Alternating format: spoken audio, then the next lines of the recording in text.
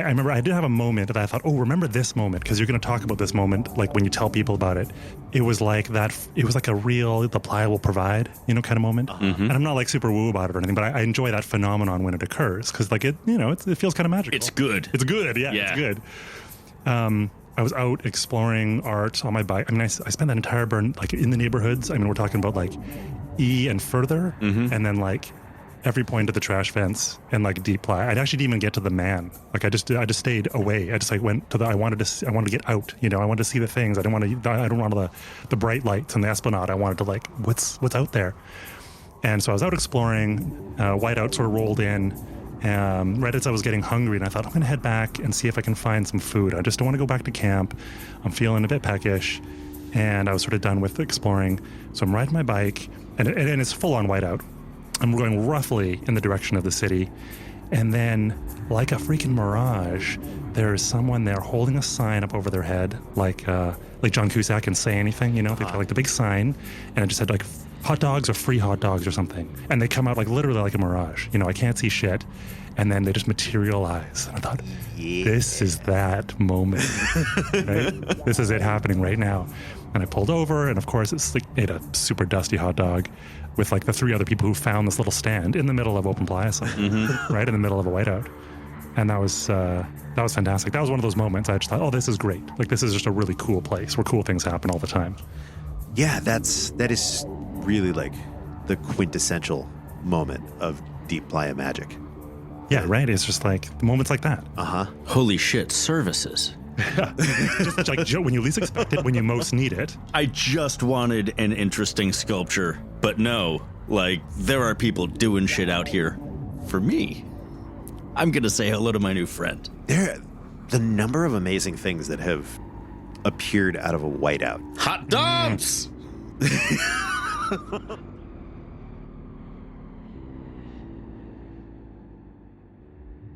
Welcome back, guys. Hi. How you been?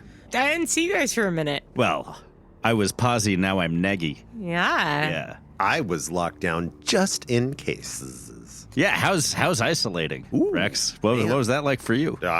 Boy, did I spend a lot of time in my bedroom by myself. There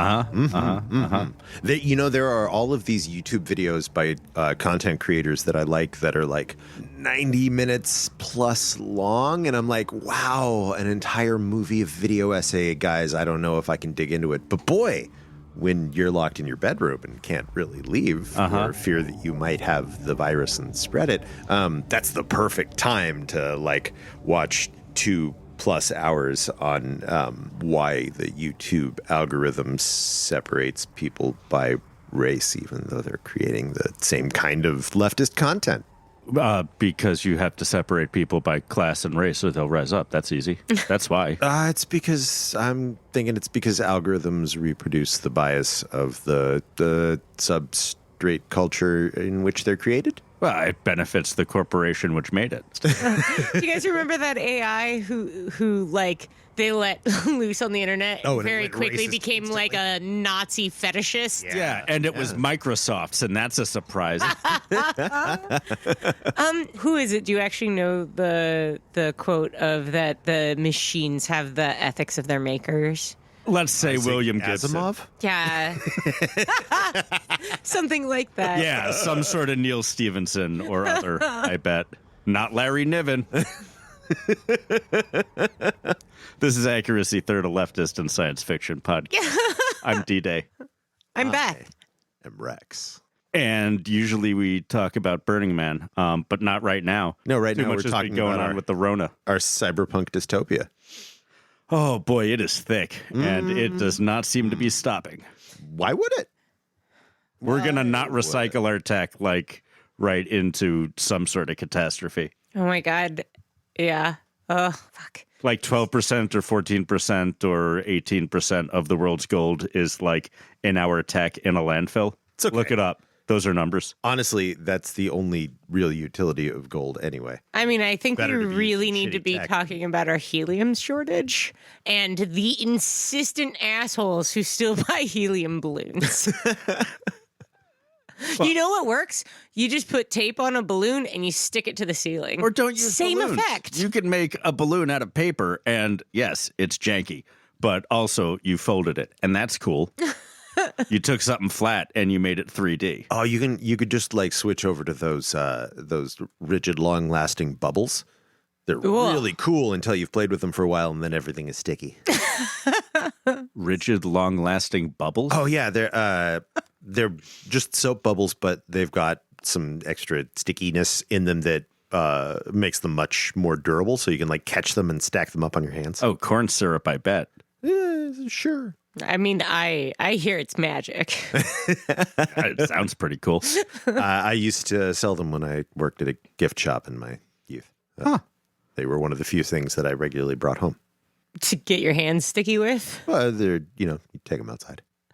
But all bubbles get your hands sticky. That's just like the reality of man. That's Bubbles 101. Yeah, Sticky hands. It's a child's toy. Of course, it's going to get your hands sticky.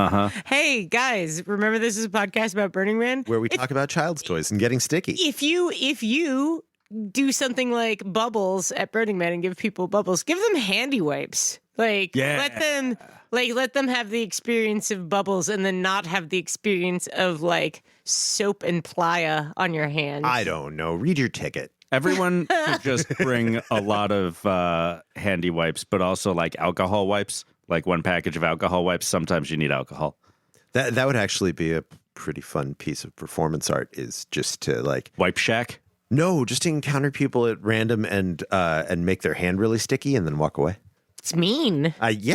Sometimes performance art is cruel. I'm pretty sure that's happening already, just not underneath the auspices of performance art.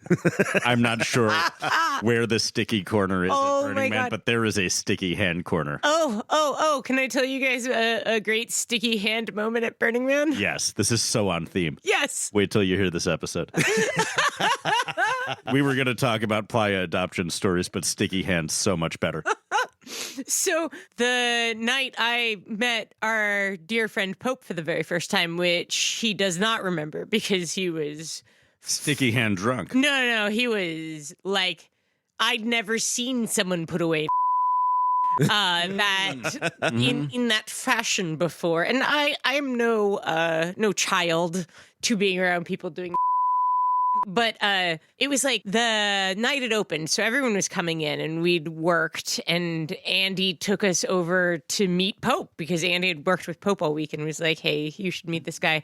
And we pulled up next to a camp that was like offloading their stuff, like getting there in the dead of night, like it's like 10 o'clock at night, like offloading, but like jazzed the way that you are when you reach Wonderful time to arrive. And they're like, hey, we're going to tap a keg right now. You guys want some Hefeweizen, like homebrewed Hefeweizen? Hells yes, you do. Yeah, absolutely.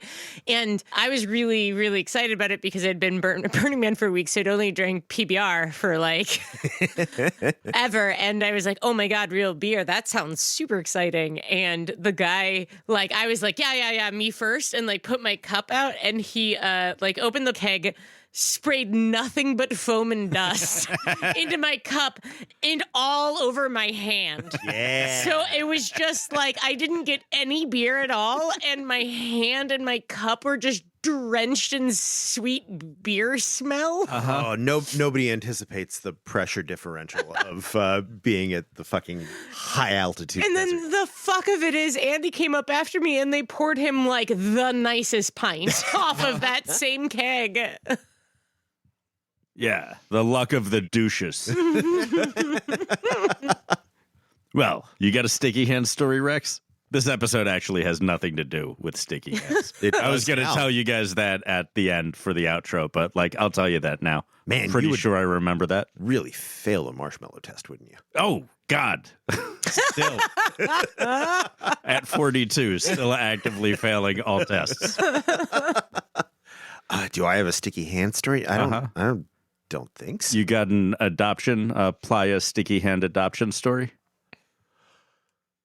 Adoption or spatulaing? What's spatulaing? That's like pick someone up and help them reassemble their life for an hour or two and then send them on their way? No, this is like a true adoption. Oh, like you just find... If we kept Narc. If we had kept Narc, that Yes. would have been a full adoption. Yeah. I mean, we kind of playa adopted Brian. We did kind of We adopt did. Brian. Yeah. Hi, Brian. Hi, Brian. Yeah. Thanks for being cooler than Narc. Oh, man, I bet your Thanks first for year being- you were Look, full we Narc, really though. snuck up on Narc. I mean- Narc, if you finally started listening, reach out and earn your shame. I'm just saying please. Brian is non-ironically fun to hang out with. This is true. Yeah. Narc was genuinely fun to hang out with. I've never met anyone so green and apparently not a cop. But if that guy was a cop, what an incredible night that was. Reach out to us, Narc. God damn it! I know that I have playa adopted people, but there was a kid that came into the camp and spent most of the week in the camp on several of my early years, but I can't remember any of them distinctly. My second year out there in 2008, I woke up one morning, like really early in the week, and there was just someone I didn't know asleep in my car. And I just like left my car unlocked because that's how I don't want to lock my car. I'm going to be in and out of it. And like, there was just this human there. And I wrote a note to them on our whiteboard that was just like, hey, you are in my car. We are having breakfast bacon, ? With like an arrow towards the camp kitchen. Just so you know, I am aware that this is my car. Yeah. And you are in it. You were in it. Would you like some bacon? But like met in that fashion at Burning Man and came back to hang out like a couple of times and then became friend for years. Yeah. That's on theme with what we talk about in this episode, surely. Why wouldn't it be? I edited this on COVID. So, this is a podcast about Burning Man, and today we're talking to a very fine gentleman named Ty. It was a good interview. It's from a while ago. It got lost in the shuffle of all of the episodes that I was supposed to be editing, but didn't during our Let's call long, it dark. the Great Reluctance. Ooh, the Never-ending Great episode Reluctance. 5. Yeah. Season 5. Never-ending season 5. Never Yeah. ending. Never ending season 5 until we do season 9. Yeah, In 2 and weeks. certainly, like, we were very excited to be interviewing when we did this interview. It came at the end of a long day of me doing cement work, apparently. And I don't think me talking about that makes it into the episode, but you will hear at some point D-Day absolutely wilt. I do think I remember you getting very, very punchy. I wasn't that punchy. What I was apparently constantly eating granola bars while other people were talking. I had to do a lot of work in this episode edit to take out the sound of like wrappers crinkling when you or Ty were talking. I mean, we had the gain up really high back then. There's a lot of mouth noise I had to take out of the What episode. do you mean we're too. still learning how to use our equipment? Yes. Believe it or not, 3 or 4 or 5 years in. I don't know how long we've been doing this, guys. It seems like It's forever. just the one season. Yeah, it's season. There's no 5. way to prove that like season 1 wasn't also season 5. If we go to Burning Man this coming year, Just get out of here with the if. Come on. when we go to Burning Man this coming year, it will be 7 years from when we decided to start doing it. And I think we put out our first episode like 3 or 4 months after we came back from that Burning Man. Cool. Well, 250,000 downloads later, here we are, season 5. Doing Never the ending thing. season 5. Never ending season 5. Still podcasting, still talking to people about Burning Man. This is Ty. Enjoy Rex and I arguing about what projects we are absolutely not ever building at Burning Man. I promise you.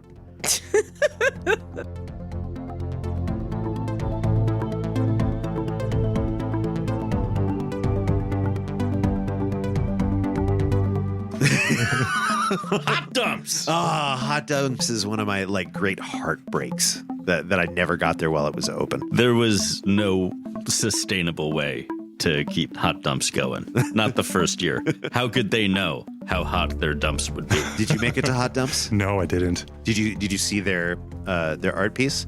This is 2016, right? Or was it 2017? Yesteryear. Yeah, the one before last. No, 2018. Oh. Was it 2018 or I thought it was 2017? I thought it was last year. Might have been last year. Shoot. Well, in any Either case, last year or the year before. Yeah, it's not interesting I heard about regardless. it. I wasn't there. Yeah. We rolled up on it in the middle of the night. It was a humongous like takeout Chinese container. Right, yeah. With the cross chopsticks on the top. chopsticks. Yes, right, okay. Which apparently had poofers in it. And the whole thing was closed when we got there. And I think we saw it like Saturday night before or Sunday night of like the burn opening.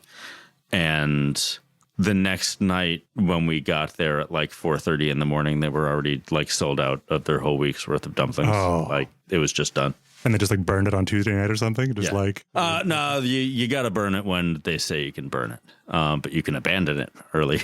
You cannot staff it as fuck. Oh, disappointing. Mm-hmm. Not for all the people that got dumplings. And not for how beautiful a structure it was. I saw photos of it. Yeah, I never saw it. It was cool. It was a real good thing to find in Deep Playa. There were a bunch of those this past year. I was real pleased that we still have the ability to put like 10 jaw-dropping art pieces out there. And like, 20 pretty good ones, 10, you did a thing, buddy.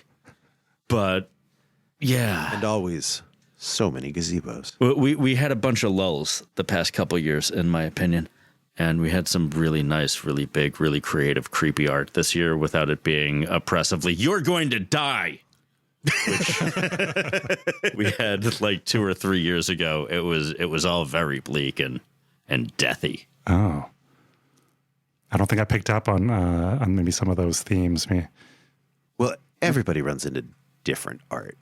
Yeah, but we had that one night of going out that like we saw 6 to 10 pieces that were just like, here's a bunch of dead bodies on the ground. Here's a big sign that says you could die any second. We did take a very morbid path one night.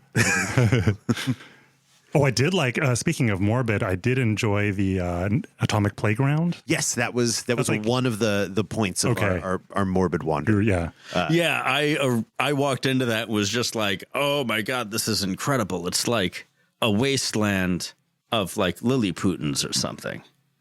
And then I was just like, oh no, there's like a child skeleton being hugged by its mama skeleton. I have to leave here immediately. My baby is at home. Oh no.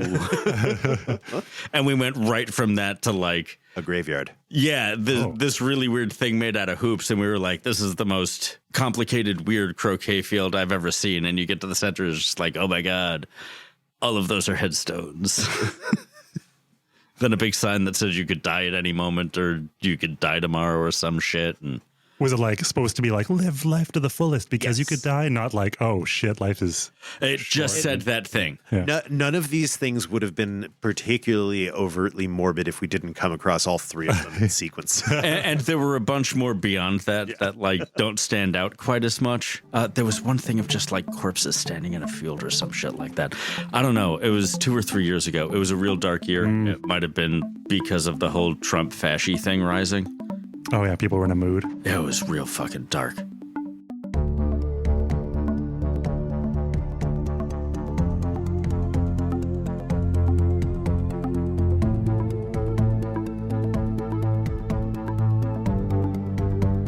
So, Ty, what brings you to us? It was, January? And I woke up and I checked my phone, just like the compulsive, Facebook thing. The roll and scroll? The roll and scroll.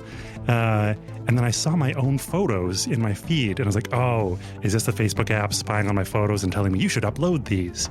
And then I realized it was because you guys had posted a link to my blog, which I thought and assumed that no one would ever, it's just for my own amusement and to send to anyone I'm bringing. I never thought anyone would actually see it or find it. And I was like, holy shit, Accuracy Third just posted a link to my blog because, of course, I had linked to you guys. And I think that's how it all started. Oh. What is your blog? It is dustmite.camp. Dustmite is the name of my camp, DUSTMIGHT. And what did you do that was so exciting that we re-Facebooked you? Oh, definitely nothing. I think it was because... If a random thing happened on Facebook, it's probably because I hijacked our account for a minute. I'm just trying to figure out what I did. So what it was, I linked to you for a few reasons. I linked to your survival guide. Fuck yeah. Right? We have one. Good material. So I linked to that. It's some good material. Okay. Dude, don't undercut how good material our survival guide is. It's enough good material to send people there. See? Thank you. And then I linked to a few other things. I think I just said, hey, check out this, go check out this podcast. I enjoy it. You'll learn something. But the reason why I think there was really a connection is because I camped in the AEZ last year. And I sort of discovered the AEZ because of your episode with Poni. Right. And I thought, that sounds freaking great. And then I looked more into it and I ended up applying and camping there. And I thought, this is freaking great. I'm going to go back there. So how was your experience camping at AEZ? Oh, it was awesome. Yeah. I couldn't say enough good things about it. Like everyone there and the residents and the mayor and the whole setup. And especially as I'm a tiny camp and it's essentially like having placement. There's a whole map pre-drawn. They've staked out a little space for me. I mean, it's super welcoming and yeah. That's nice and convenient. It is really convenient. For our listeners who are not completionists, which is a word that is difficult to say, Tyler is referring to AEZ, which is the alternate energy zone, and the episode with Poni is called The Slut Memo, which is one of the titles that I came up with that I'm most proudest of, even though it's just a phrase she said. Because it draws in the listeners. Sounds like a real sexy episode, doesn't it? Yeah, the episodes with something sexy in the title always do a downloads more than everything else. Can my episode have a sexy title? Felching Tyler's Fistula. Jesus. I wish I never brought it up. Yeah. Oh. Don't force it. Don't force it or it'll come. which is the subtitle.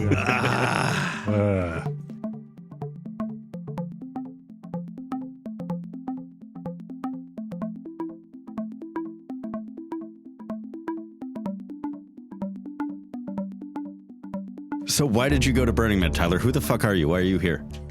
Yeah, I told you. I still don't know. He told us why he's here. It's unsatisfying. How did I end up at Burning Man? Okay, so there was an article in the New York Times. I think it was kind of infamous now, right? But like 2014 or so, where it was like, oh, Burning Man is this cool thing that happens in the desert that's being ruined by the tech billionaires. Sure. Honestly, there have been so many of those ruins of Burning Man that it's hard to track anymore. I read an article about Burning Man in Barons, and I haven't read an article about Burning Man since. Barons? Barons? Yeah. Like barons, like royalty? Barons, like some fucking fancy British magazine, also. It's either shit-talking Burning Man or talking about how like people are taking pictures of people at Burning Man and using them in their ads. I think Barons or I made is it like up. the Forbes of England. Okay. It's a magazine about obscene wealth and capitalist overreach. Delicious.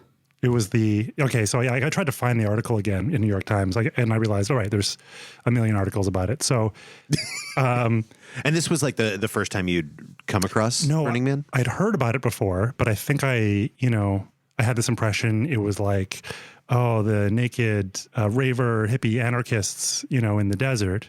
And I was like, oh. So an accurate impression. Yeah. Right now that I am one, I realize how great it is. So when I think I had that impression of it, and I read this article, and I thought, holy shit, this sounds amazing. It's like all this art and culture and all this stuff that my mind was expanded to maybe something a little closer to reality instead of like whatever that, bullshit pop culture impression of Burning Man is. And then so I just had more interest in it. I think I must have researched it a little bit more. And then I think it was that year or the next year, I made a totally random friend, came up in conversation, and she was saying how amazing it was. And then so we talked about it a bunch more. And then that's, I think, when I kind of like, no, I'm going to go. Like, I need to go to this thing. And I think that article, one of the things is it, for better or worse, made me think, oh, this could be like one of the great cultural, just one of these once in a lifetime cultural events of our generation. That it's not once in a lifetime; it happens to be happening every year. But then what if it's gone next year? Or what if it gets so fucked up by, whatever? Because I didn't know what was happening. The whole article was really about like the crisis of the culture. It's the Yahoos. The Yahoos are going to fuck it up.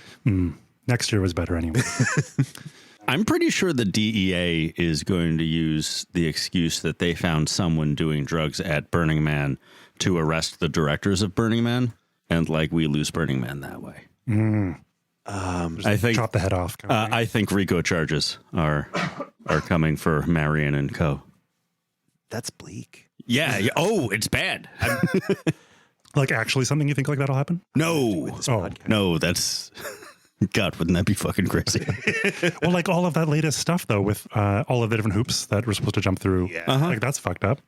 I'm pretty sure the current leadership at the Department of Interior is complicit, engaged in some severe reactionary behavior. They're taking a tilt at us because I'm pretty sure they are confident they're not going to be in the leadership of the Department of Interior very long. and they know we're not voting for them for the most part. Oh, yeah. Yeah, right. You can basically piss off the entire playa, and it's not going to hurt their voting base at all. They're shitting on Burning Man to own the libs. Yeah, the 5 to 10% libertarian lunatic fringe that we've got, like, maybe they vote for Trump, maybe they don't. Yeah, I'm going to say 10 to 15% of the populace is Republican. Republican enough to vote for the Republican candidate, regardless of who it is. Stop it. I don't think I need much more of an argument than that. Come at me. Just count the number of people on our management team who vote Republican. Stop it. Oh, there's fingers being held up for the people that can't see. I only know one of you guys, and seriously, guys, knock it the fuck off. It's not cool. I mean, I don't know for sure that they voted for Trump, but all I'm saying is one of them is tall and one of them is not. I know that some of us like a strong man, and that is understandable. It is nice to sometimes have a strong man, but stop it. Should we run the ghost of Larry Harvey? No, we should fucking interview Tyler. Oh, I kind of want to hear the ghost of Larry Harvey. On the Republican ticket. I think it could go over. I don't. It's stupid. Please don't. Fine. Thank you.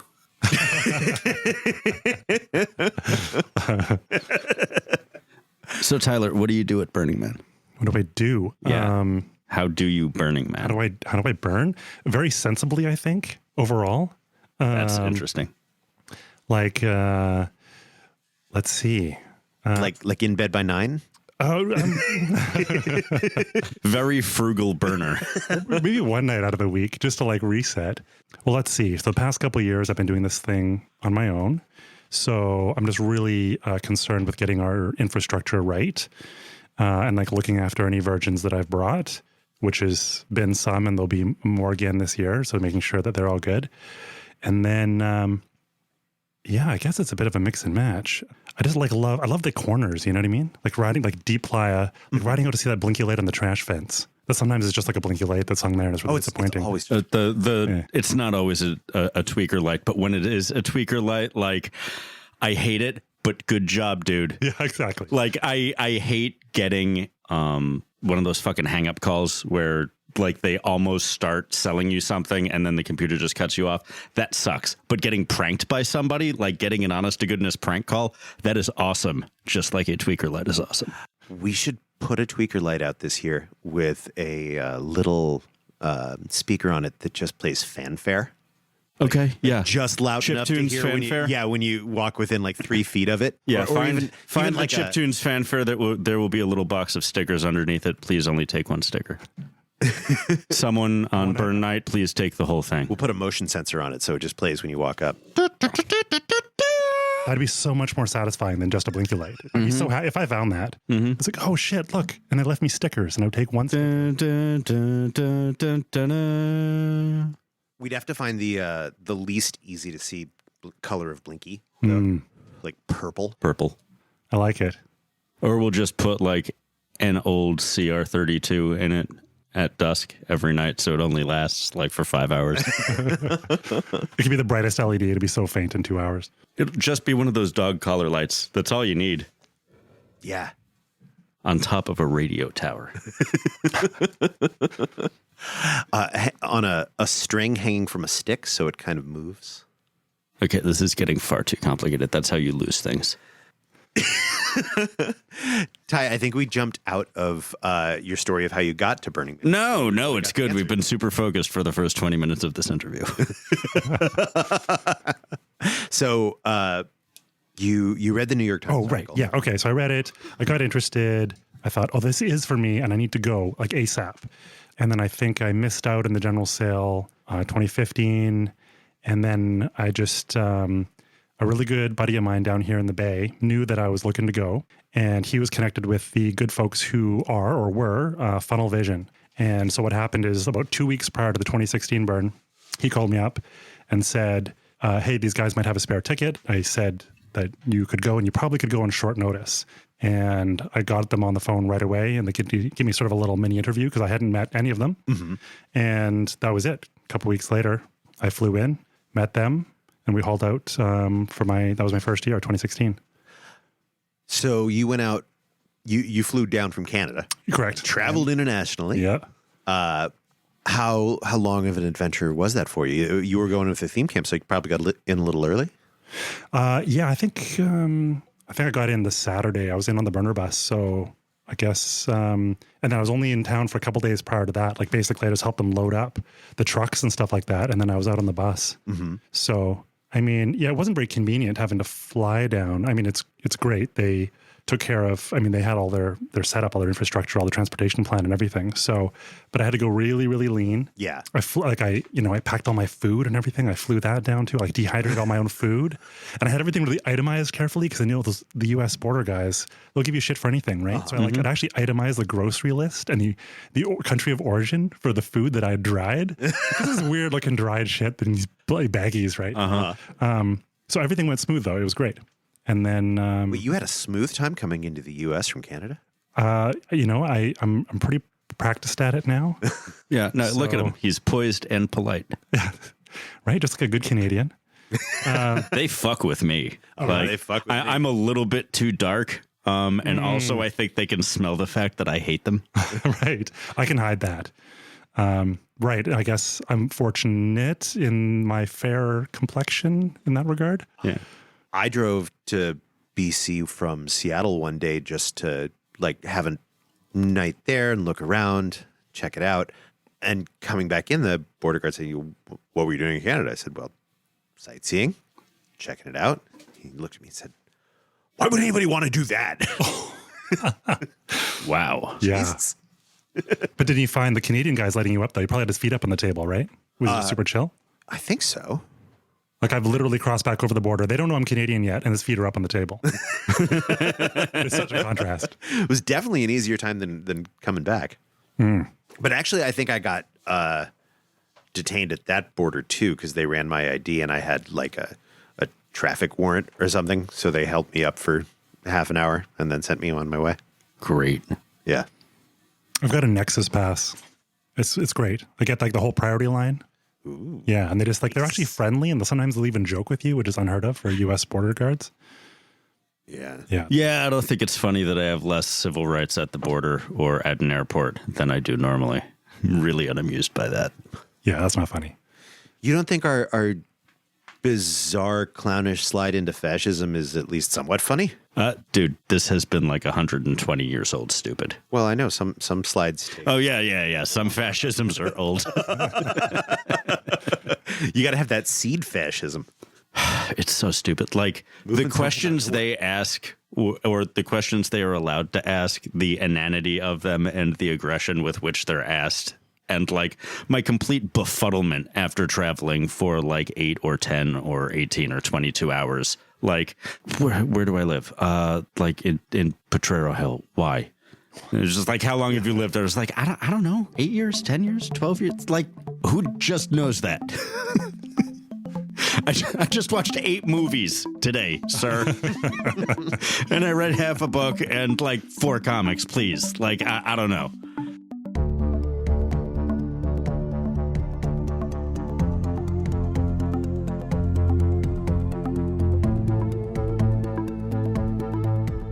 So what was going to Burning Man with a bunch of strangers on short notice for your first time? Yeah. What was that like? I mean, obviously I had an incredible time, blew my mind wide open. Some people don't like it. I don't get it. Yeah, we don't seem to get a lot of those on this podcast. Yeah, they're maybe... Oh, please, if you didn't enjoy Burning Man, but for some reason are listening to a podcast about Burning Man all the time, we want to interview the hell out of you. What the fuck is up with you, buddy? Yeah, get someone that just hates it. Just had a terrible time. Mm-hmm. Yeah, so I mean, it was great. It's like a really good sized camp. There were, I think, 25 that year. That's the sweet spot. I feel like when I visit camps that are in that like 20 to 30 range, it just feels like everyone, they know each other. They don't have anything glitzy, like they have that old plywood bar and the old, like the small dome. Maybe a couple of car barns end to end. Yeah, exactly. Right. Like maybe, they've thrown together like a monkey hut or something. And like, it was just super friendly. They're just happy, they're just happy. Like, oh, you came to our camp. You saw our shitty sign and you decided to come into our camp. And so they were pretty well organized, though, for a camp that size. Oh, and Funnel Vision. They serve funnel cakes. Ooh. Everyone loves funnel cakes. Oh, my. Yeah. So we're super popular. Despite being so small, you say, oh, I'm with Funnel Vision. And you were in AEZ, like less than a block from where we camp, and we never got any fucking funnel cakes. But Funnel Vision was not an AZ. They were out at 3 o'clock Plaza-ish area. Fine. Yeah, never would have found you. I mean, they took really good care of me, so... Did they, like take you right into the project? Were you serving funnel cakes? Yeah. I was... I served, my shifts and just like everyone else. So I felt very much part of the team, although I think most everyone there they're all connected through some, social network, basically. But... yeah, and I mean, it's great. They're all friends now, and I'll be camping again this year with at least one from that crew because that camp was disbanded and is now reforming. But yeah, phenomenal first year. Reforming as a funnel? As Funnel Vision, yeah, but not serving funnel cakes. They're rebooting it. Yeah. Huh. They got rid of they're changing it all up. Kept the name, changed the concept. Yeah, just one of those big funnels that you can put quarters and watch them go around in to help fund the fact that you bought that thing that you can spin the quarters around in. That's a great idea. I would spend an hour there. Oh, right? yeah, absolutely. Oh, my God. Like just a bunch of washers and slugs and shit and watch them go around and around. Someone give us that shit. Someone might be giving us a pedicab. That would be awesome. But like someone also give us a quarter tornado. We don't need more giant Connect 4s or anything. We need the quarter tornado. D-Day, you wanted to build big art next year. We could do Dude, I mean big art. I don't know why you think I'm not thinking big art. Because that's like $500,000 worth of wood. Are you bringing art this year? No, this year is the last year I'm going to be doing my job at the cafe. And next year I have a plan for making a big burnable, hangoutable thing. And I want to do that. Nice. Architects who want to help me do that, get in touch. No, hear me out. Like 25 feet tall funnel. Might have to be more like 36 feet. How the fuck do you think we're going to guy that in? Steel cable. It's a funnel. It would have to be braced, or it would have to be... No, I don't even think you could guy it from the inside well enough. It's not going to be freestanding. There'll be a disc of support. Ugly. Doesn't have to. The design can be elegant, but I have spoken. You're not letting me get I know to the cell. Worst case scenario is just like a super rickety piece of plywood scaffolding, put it up by the trash fence, hang a blinky light from it that swings around. Rex and I are going to do Kickstarters next year for competing playa projects. Hubcaps. I'm betting 5-1 on me. Hubcaps. Who wants to take that action? Not quarters. Hubcaps? Hubcaps. Hubcaps. Hubcap funnel. The people at home who are listening to this that know what I know just feel as much tired chagrin as possible. You're such a canter. Totally doable. What do you have to say for yourself, Tyler? I feel like if I'm at risk of taking sides here if I interject. For the love of Christ, interject yourself. I mean, yeah, I feel I'm hearing a lot of like, oh, that can't be done. Like, hey, this sounds cool. No, let's shoot that down. You say, you want to make one for quarters. Rex says hubcaps. You're like, no, you can't build that. So I feel like maybe you should just build it. Can never get a yes and out of this bitch. Yeah, right. Isn't that what it's about? You should be like, let's start with yes and go back from there. Yeah, like, no, I'm all about no because. And I don't want to because. If I don't see a giant funnely thing next year, I'm going to be sorely disappointed. I won't, but...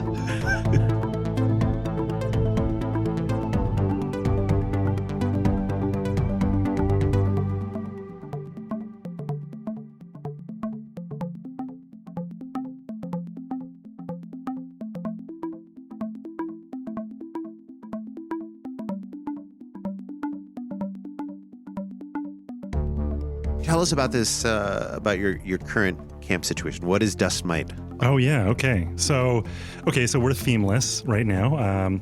I do hope to evolve it into like a proper, placed theme camp. Mm-hmm. But my better half keeps me realistic and keeps those whole plans, along with the art car and like all the other stuff well in check. No ideas, buddy. Yeah, like it's, I got the sophomore-itis for sure. And I was just like, I also kind of knew the phenomenon. So I'm also policing myself a little bit. I feel like I could call us a camp with a name because I made us a little name, a little lit sign. And it's tiny. But that's like, okay, we're at camp now. I mean, our playa gift is we adopt some porta potties. I think we'll do it again this year. Oh, nice. Yeah, we did it last year. I discovered like that first year, it's such a good feeling when you find an adopted porta, Magic porta potty is magic. Yeah, it's like such a simple pleasure. You think, oh, look at this. And so it's dirty work, right? So I thought, okay, that's what we can do. That's very manageable. We can, truck down the minimum supplies and for anyone who doesn't know what that means, it only requires that you bring a broom that you're going to like throw away in a biological hazard sort of way. But you go into the porta potty every day and you tamp down all of the shit and piss to make sure that people have room to go to the bathroom. And also, if you can like spray down the walls and everything and make it minty fresh, that's super cool. Thanks. And bring toilet paper. Yeah, no, I prefer to try to goad people into tamping down the shit with brooms. You can encourage the bizarre behavior, but at least make sure they're also bringing toilet paper. Oh, yeah, we did all that. I mean, not the tamping part. Yeah, we can cut the last part of that out.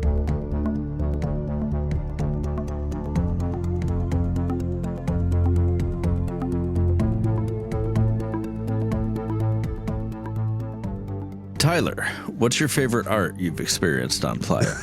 Performance or a sculpture or a weird bar or otherwise? Okay, so last year the Fall Zone Circus really rocked my world. You guys see Fall Zone? No. They did, I think, about 4 performances.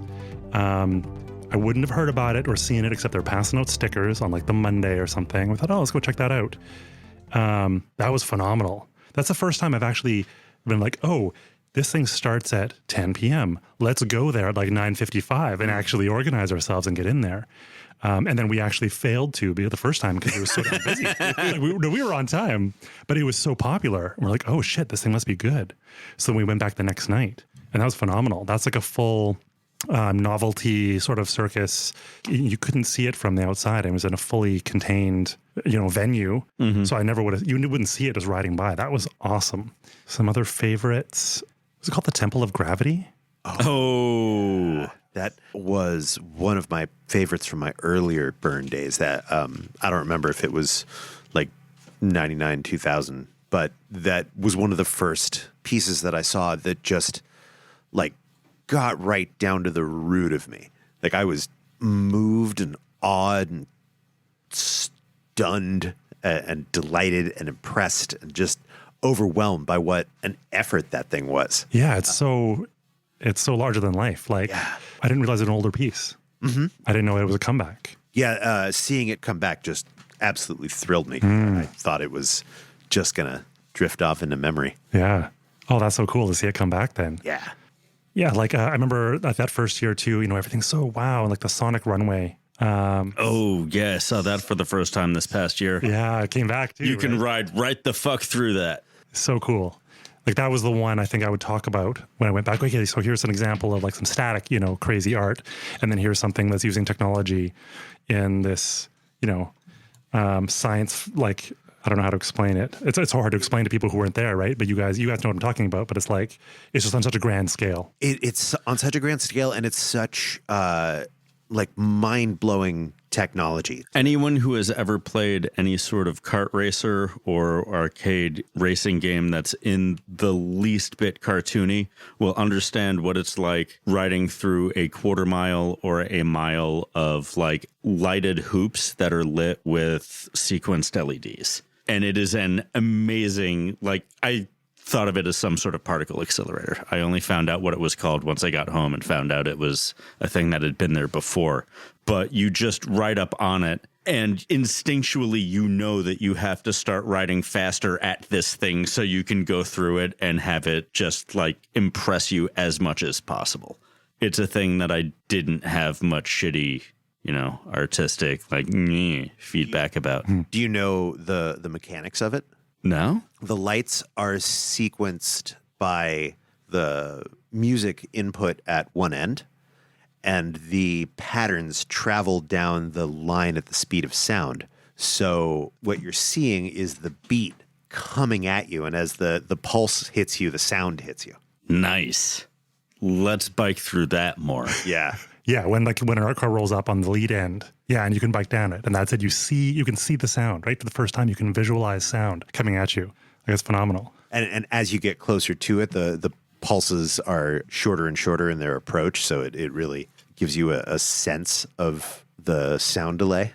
Our friends are really smart. Yeah. If you are really smart and you would like to help me light this thing that I have an idea for that will eventually burn, hit us up at accuracythird@gmail.com or on the social medias, because I have an idea of a thing we should build and then burn. Hubcap funnel. Rex also has an idea. I wasn't taking sides, but I'm going to straight up take sides for the hubcap funnel. Hubcap funnel. Yeah. That's just going to make it clear where I stand on that one. I don't know exactly the other thing you have planned, but like hubcap funnel.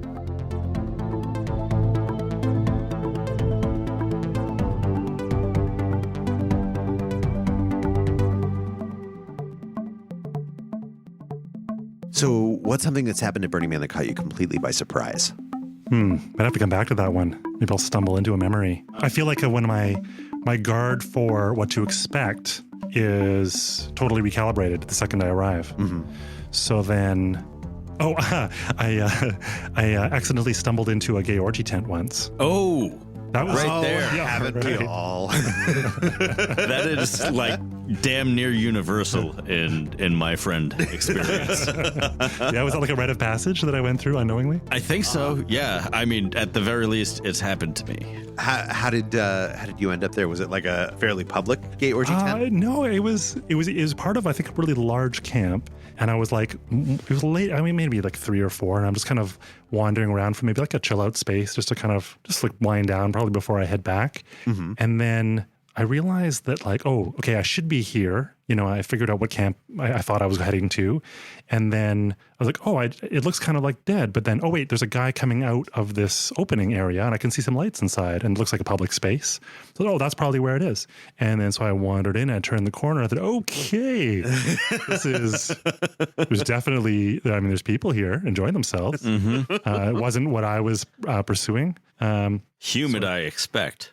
I don't know if I waded into the enhanced humidity. I think the weather system was still the exterior when I lucky. Yeah. Oh, you went further than that? Oh yeah. No, I moved forward with a certain verve. It takes a couple steps to realize what's going on in front of me and backpedal. Yeah, I think I realized pretty quick. I think because maybe the guy coming out, he looked like maybe one of the village people. And so I think maybe the seed was already planted in my mind somehow. And then when I turned that corner and then I saw what was going on, I mean, it was really in full swing. So I got the idea pretty quick. Was he rocking the cultural appropriation? There's no headdress. No, I think he was like, there might have been some leather studs or something like that. There's something that maybe tipped me off, I think, that gave me a bit of a spidey sense before I turned that corner. Nothing against leather daddies, but if any of you guys are listening, y'all wear silly hats. It's only silly from a certain perspective. I understand the whole rest of the ensemble. Stylish otherwise. It's not. The shape of that hat is like a captain's hat. It lends authority, but it is not cool. But it's kind of badass though too. Like, I'm a leather captain. Like, if it hadn't taken on, if it wasn't for such a small subculture, right? Would it not be badass? Maybe. That hat continued to be badass well into like the middle 80s before it was completely appropriated by daddy culture. Maybe. God bless it. And it's still pretty badass.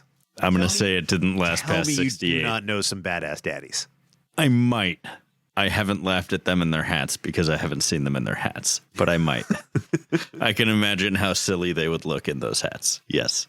I think the problem is that you're always imagining that hat like 3 sizes too small. It's a very stiff hat.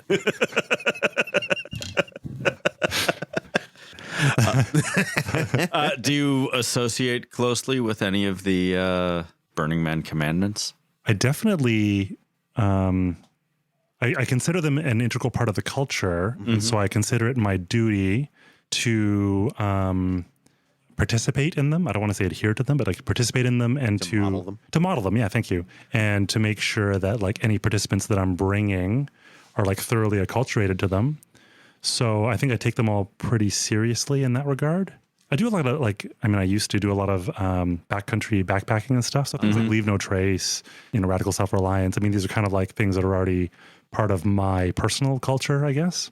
So I want to make sure that our camp is always respecting them, and that anyone that I bring or introduce to the culture is like thoroughly educated in their importance, I guess. Yeah.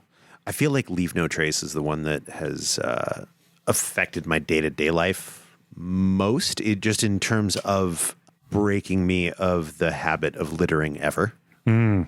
Like I will turn around and pick up scraps of paper that I drop on city streets without even thinking about it, which is not the person I was before Burning Man at all.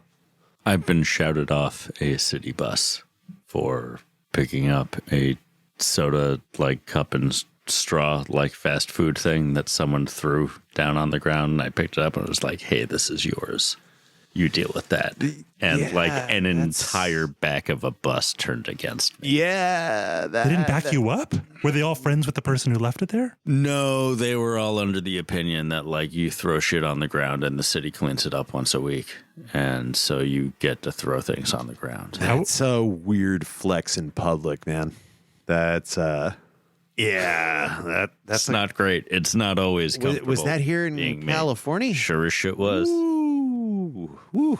I wouldn't have had the balls to do what you did, but I would have backed your ass up if I was on that bus. That's for sure. Thanks. I'm You were just pleased you have. I was just like, so I'm being the asshole. Yes. I'm glad you have the correct number of orifices still. That's a shanking offense right there. Call somebody out on their littering. In San Francisco? Yeah. Oh my God, you're lucky to be alive.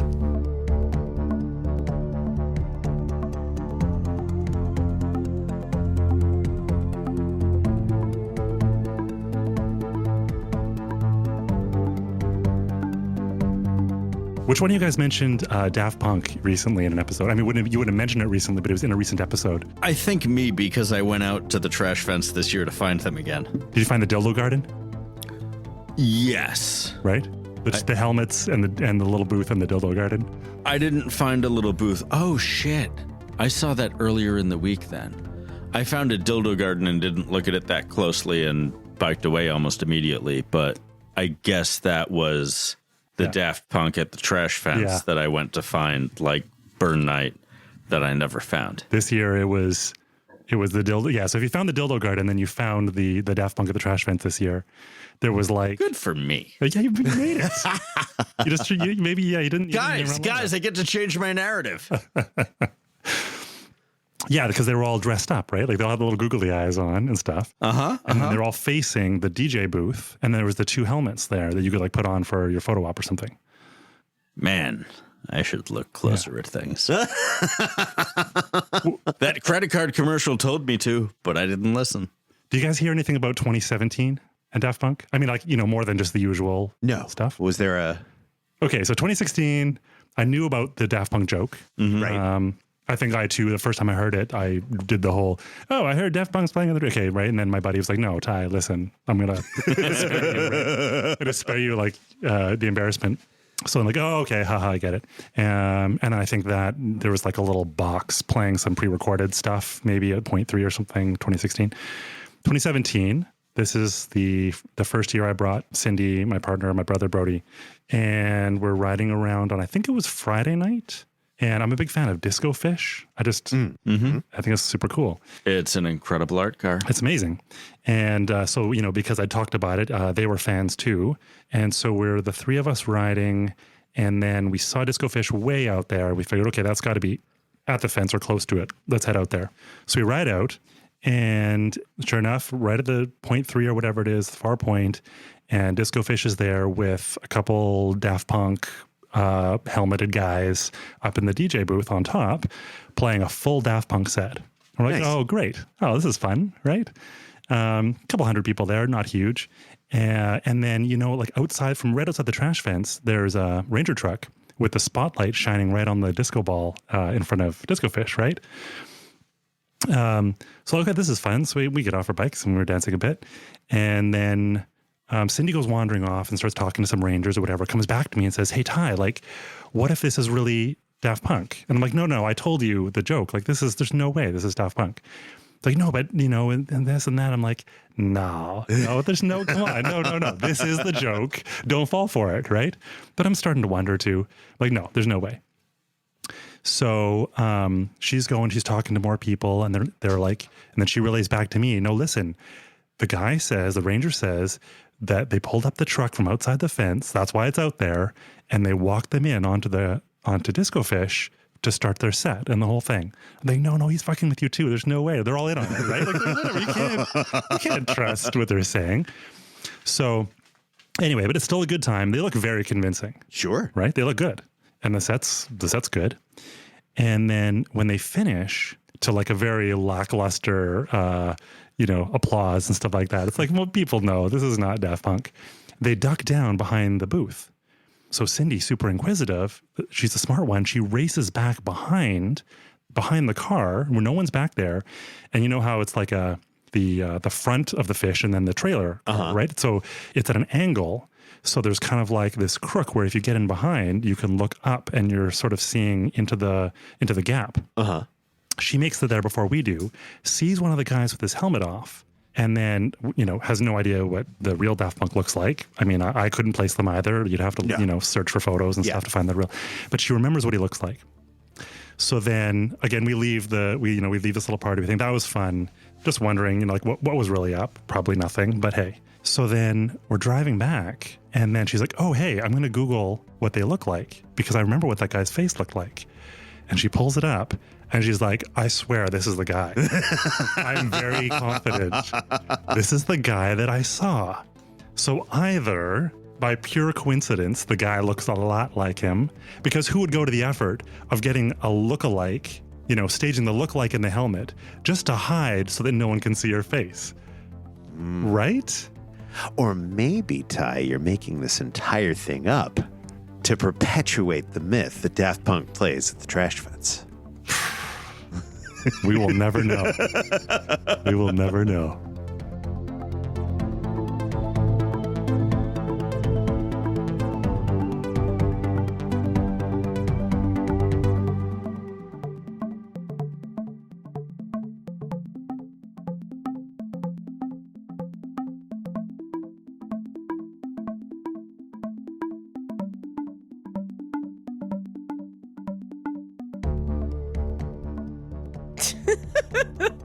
Is this where we talked about the big funnel, the coin funnel? Yes, this is where we talked about the big coin funnel. Now you guys are making me want to listen to it. Yeah. Oh, it's good. I disagree with the big coin funnel. Everyone who knows why, and everyone who doesn't, trust me, we're not making a coin funnel with hubcaps for quarters. I promise you. Well, you're not. Right. The royal we. No, the royal me. Just because you got a title doesn't make you royal. Oh, yeah, Beth. Yo. You may refer to me as Lord Reverend. Oh, did you get your reverency? Oh, I've been a reverend for years. I got my Scottish lordship.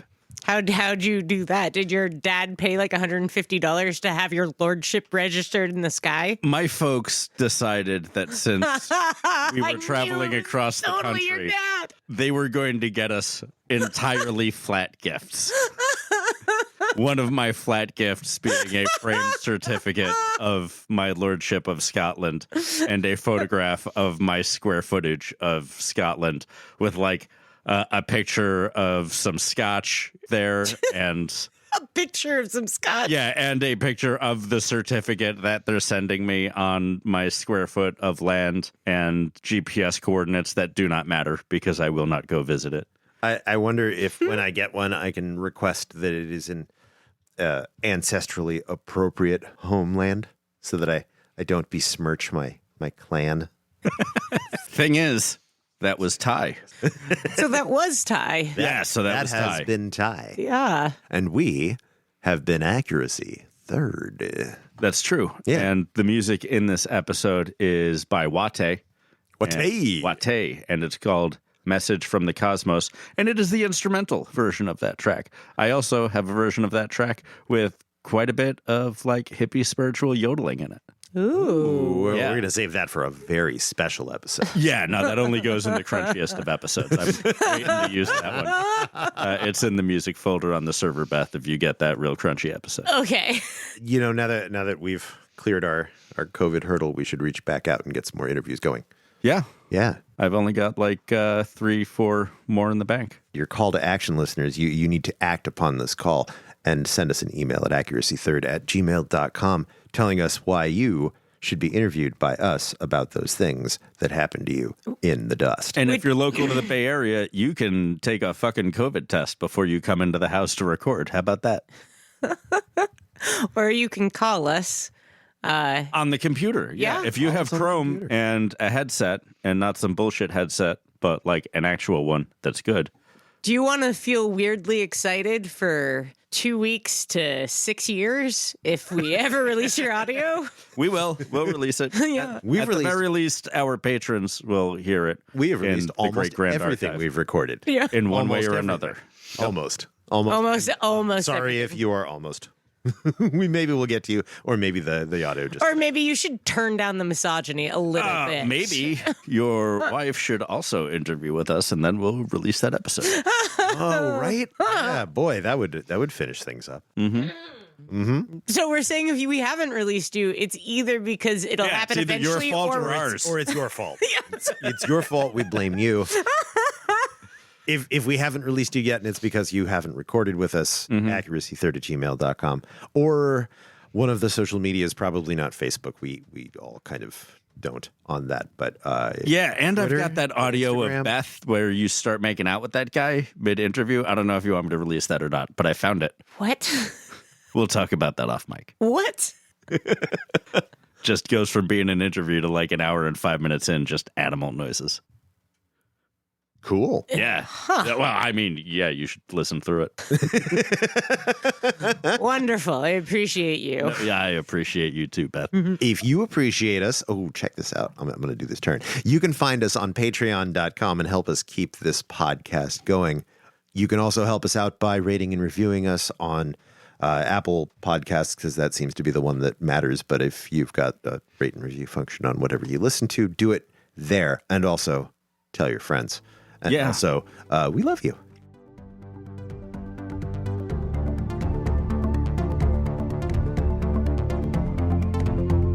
How long? What's the lead? Like the delay time for episodes to come out? Because I hear ones and I'm thinking, or like you can hear in the recording that it's been a little while, probably for it to get. It depends, honestly. I've been hanging out with my son and fixing this house as much as possible, so I haven't been doing a ton of editing lately. It depends on how manic both Beth and Hotwire get to be on their own time, getting audio editing done, because it takes a long time to do it. Right. And it's really involved. I've really cut back in the past handful of months. I mean, we just interviewed Flaming Lotus Girls last week. They're working on a project right now that's a priority to push out, so that'll be out before we go to Burning Man this year. Other ones, like, we try to fit in thematically around other episodes that we've already got in the can that we're pushing out. Right. It's a lot. It's a lot to do and organize when this isn't anywhere near your full-time job or full-time hobby. Right. And it takes far more time than people could possibly imagine, right? I would say like 15 to 20 hours per episode. Yeah, collectively between interviewing and editing and proofing and writing stuff for it and reaching out, like everything around it is uploading and promoting. Yeah, so if anyone would like to make sure we can have like $325,000 a year, we can put this out like much more often than we're putting it out now. And like, I don't know if I can suck a really good dick, but like I will give it a good college try. I can cunniling pretty well. I know that. Once a year, buddy, you and me. Eye contact. Eye contact. Wow. This has gotten juicy. I'm having a great evening. This is a one-of-a-kind episode. You are welcome, Tyler.